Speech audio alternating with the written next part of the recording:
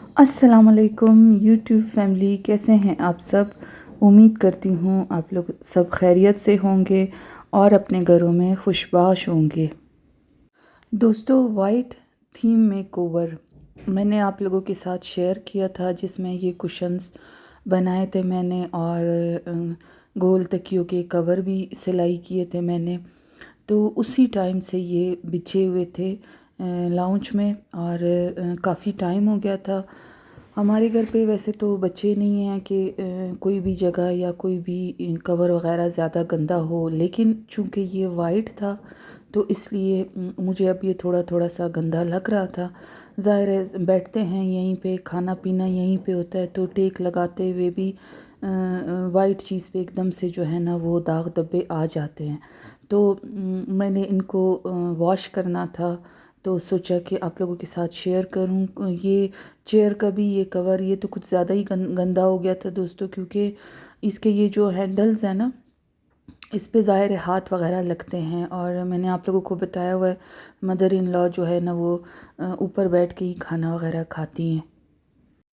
मैंने ना तकियों और कुशन्स के कवर जो है वो उतार दिए थे, चेयर का भी कवर उतार दिया था और अब मैं इसको वॉश करूँगी। तो वैसे तो कुशन्स को ना हाथ से वॉश करना चाहिए था, लेकिन मेरी इस मशीन में जो है वो बहुत अच्छा ऑप्शन है सॉफ्ट का।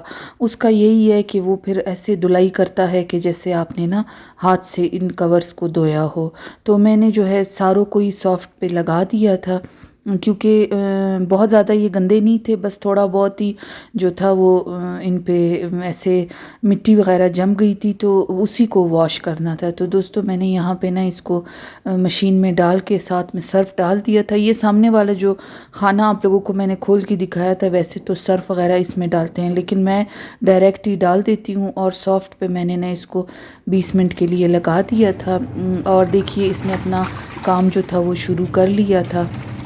बहुत अच्छे से ये कपड़ों को वॉश करती है ये मशीन और मुझे बहुत इससे आसानी हो गई है। हाथ से भी अब कुछ मुझे नहीं धोना पड़ता है। इसमें हर तरह का ऑप्शन है, हैवी कपड़ों के लिए भी और सॉफ्ट हाथ से धोने वाले कपड़ों के लिए भी। तो दोस्तों, अब उसके बाद जो है ना मैंने किचन के लिए कुछ ऑर्गेनाइज़र्स बनाने थे, तो वो मैंने सोचा कि आप लोगों के साथ शेयर करूं। हमारे घर मंथली ग्रॉसरी में जो ऑयल आता है ना दोस्तों, वो पाउच की शक्ल में होता है। तो वो इन कॉटन्स में जो है वो आता है। तो ये इतने अच्छे थिक कॉटन होते हैं कि हर महीने मेरा दिल करता है कि मैं इनको ना फेंकूं, किसी न किसी यूज़ में ले लूं। तो अक्सर मैं इसमें को यूज़ में लेती भी हूँ। इस दफ़ा मैंने सोचा कि आप लोगों को बताऊं कि मैंने इनका यूज़ कहाँ पे किया है। तो दोस्तों, इस कॉटन के ऊपर ना बारीक सी शीट भी लगी होती है, तो इसलिए इस पे जो है ग्लू वगैरह ने नहीं चिपकना था। तो मैंने टेप की मदद से ये पैकिंग शीट्स जो आती हैं ना, गिफ्ट रैपर, तो इसको मैंने जो है वो इसके ऊपर चढ़ा दिया था, इसकी लुक को अच्छा दिखाने के लिए।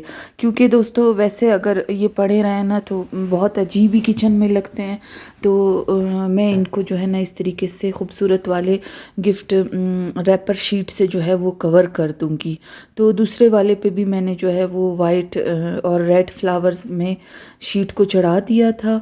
और इतने अच्छे ये थिक होते हैं ना कि ये सालों साल ये कॉटन्स ख़राब नहीं होते। और इसकी बेस को ना ज़्यादा मज़बूत करने के लिए मैंने एक और कॉटन का टुकड़ा लेके इसके अंदर ऐसे बिछा दिया था, क्योंकि मैंने इन दोनों में ना हैवी चीज़ें रखनी थी, तो इसलिए मैं इसकी बेस को और ज़्यादा मज़बूत करना चाह रही थी। और अब एक तीसरा कॉटन था मेरे पास, इसका फिर साइज़ दोस्तों बहुत अच्छा था, चौरस कॉटन था। और साइज़ जो था वो बहुत ज़्यादा ना बड़ा था ना बहुत ज़्यादा छोटा था। उसकी भी जो है ना मैंने बेस को इस तरीके से मज़बूत किया ग्लू लगा के, और मैंने इन गत्तों को चिपका दिया था।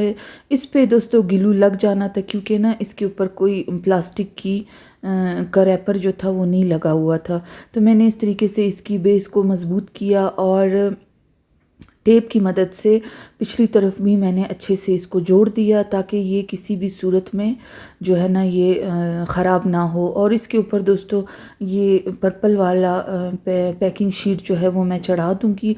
वो एक शीट कम हो रही थी तो फिर मैंने साथ में दूसरे की मैचिंग की। ये गिफ्ट रैपर शीट्स जो थी दोस्तों कई कलर्स में ना और कई पैटर्न में मेरे पास जो है वो पड़ी रहती हैं, क्योंकि अचानक ही किसी को कोई गिफ्ट देना पड़ता है तो फिर उस टाइम पे लेने का जाओ तो फिर कभी मतलब मिलता है कभी नहीं मिलता, और ये इशू भी होता है कि अब लेने कौन जाए। तो मैं इसको रैपर शीट से जो है वो कवर कर दूंगी। और उसके बाद दोस्तों ये जो थैले होते हैं ना प्लास्टिक के, इसको मैं टेप की मदद से इसके ऊपर लगा दूंगी ताकि ये गीला होने पे भी जो है ना वो ख़राब ना हो। और अब दोस्तों आप लोग देख सकते हैं कि ये मेरी वो शीट्स हैं जब मैं दस्तरख़ान अरेंजमेंट करती हूँ ना तो मुख्तलिफ़ शीट्स जो हैं वो मैं ज़मीन पे बिछाती हूँ, फिर उस पे मैं हम लोग खाना खाते हैं और डेकोरेशन भी मैं इन्हीं पे करती हूँ। तो दोस्तों ये जो ऊपर वाले पोर्शन में जो शीट्स पड़ी हुई हैं ना, ये ऐसे ही इधर उधर पड़ी रहती थी और इस वाइट वाले पे दाग भी लग गया था। तो फिर मुझे बड़ा हो रहा था कि ये किसी चीज़ के अंदर होनी चाहिए ताकि ये महफूज रहें। तो दोस्तों इस तरीके से ये कॉटन मैंने इस चीज़ के लिए जो है वो बनाया था ऑर्गेनाइज़र। तो मेरी सारी शीट्स जो हैं वो महफूज हो गई हैं। नीचे बैठक में जो है वो अलग शीट्स हैं, उनके लिए मैं अलग से फिर मैं कुछ ऐसा बनाऊंगी। वैसे वो अलमारी में पड़ी हुई हैं उनका मसला नहीं है, ये जो किचन में पड़ी हुई थी ये इधर उधर, और ज़ाहिर है हल्दी वगैरह का दाग अगर इन पे लग जाए तो वो फिर हटता नहीं है। तो दोस्तों कॉर्नर में जो मैंने माइक्रोवेव रखा हुआ है ना, तो उस शेल्फ़ पे ही मैंने कोने में इसको रख लिया। और देखिए दोस्तों कि ये एक जगह पे सिमट भी गई हैं और देखने में अच्छी भी लग रही हैं। तो मुझे जो है ना अपने घर के हर कोने को ऐसे सेट रखना अच्छा लगता है, चीज़ें इधर उधर पड़ी ना हो तो और एक जगह पे सिमटी हुई हो तो वो चीज़ मुझे ज़्यादा अच्छी लगती है। दोस्तों ये दूसरा ऑर्गेनाइज़र मैं आप लोगों को दिखा रही हूँ। ये बहुत शुरू में जब मैंने चैनल स्टार्ट किया था ना, तब मैंने ये जैतून के ऑयल कंटेनर को इस तरीके से डेकोरेट किया था। उस टाइम तो मैंने इसका यूज़ ट्रेज़ रखने के लिए किया था। फिर बाद में अब मैं इसमें अपने ये देखिए दोस्तों हर तरीके का क्लीनर जो है वो मैं इसमें रखती हूँ।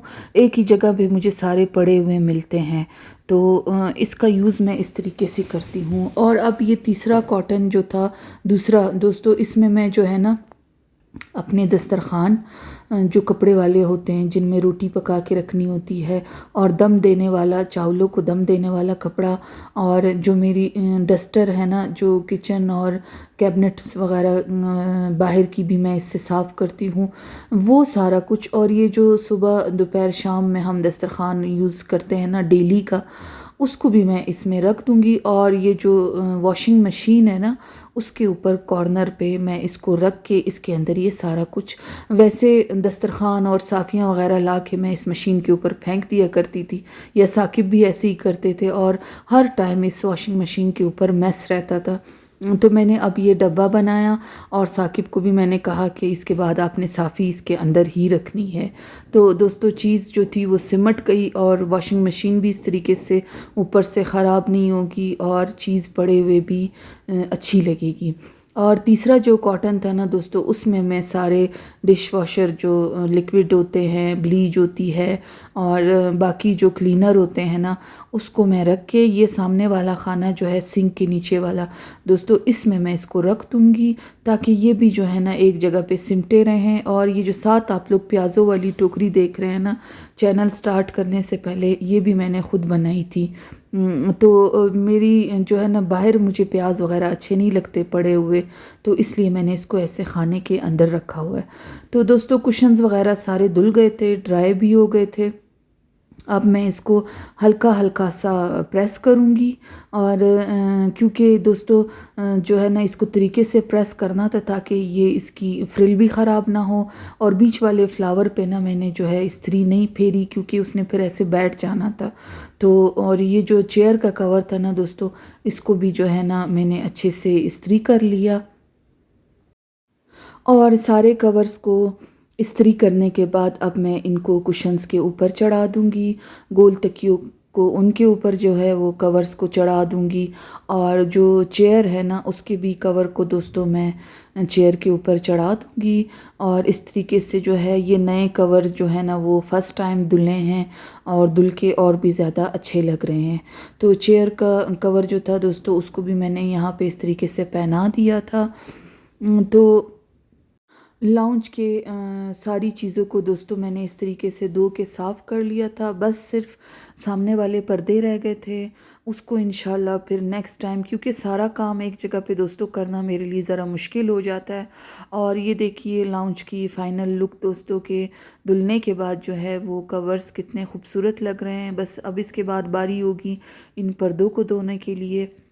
तो जब जिस दिन मेरे में हिम्मत होगी और दिल करेगा दोस्तों फिर उसी दिन जो है ना ये काम होगा।